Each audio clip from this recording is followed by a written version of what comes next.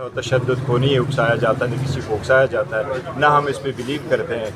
बात दरअसल ये है कि जो वाक़या हुआ है मुझे उस पर बड़ा अफसोस हुआ है। ये बहुत अनफॉर्चुनेटली, सवाल कितना ही टेढ़ा क्यों न हो, किसी पे उसके आड़ में तशद्दुद का कोई सवाल पैदा नहीं होता। इसकी मैं मज़म्मत करता हूँ, मैं आपसे अपॉलॉजी करता हूँ। लेकिन बात दरअसल ये है कि अलीमा बाजी जब भी आती है, अलीमा बाजी जब भी यहाँ आती है वो खान साहब के लिए आती है।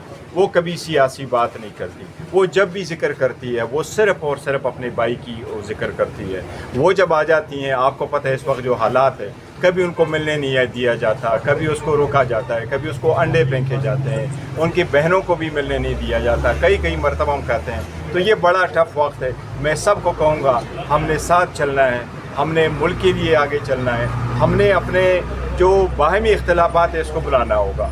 इस वक्त मुल्क एक तरफ कुदरती आफात के ज़द में है, दूसरी तरफ सियासी तनाव बढ़ रहा है। इससे मुल्क का बड़ा नुकसान हो जाएगा, सियासी तौर पर नुकसान हो जाएगा, माशी तौर पर नुकसान हो जाएगा। अगर ऐसे तफरका पैदा होगी तो इससे मुल्क और कौम का नुकसान होगा। मैं सबसे अपील करूँगा कि मुल्क की बेहतरी के लिए अपनी सारी इख्तिलाफात को बुलाएँ।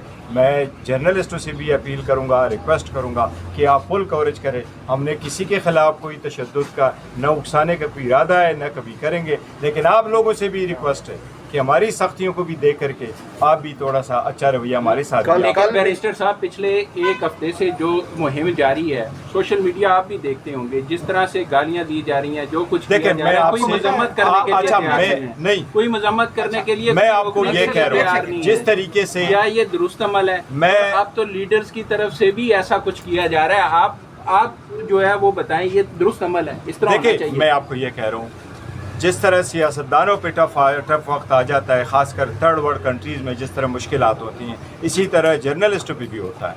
ये एक दूसरे पे इल्ज़ाम लगाना, कौन प्लान करके लेके आता है, कौन किसको क्या कहता है, मुझे क्या कुछ नहीं कहा जाता।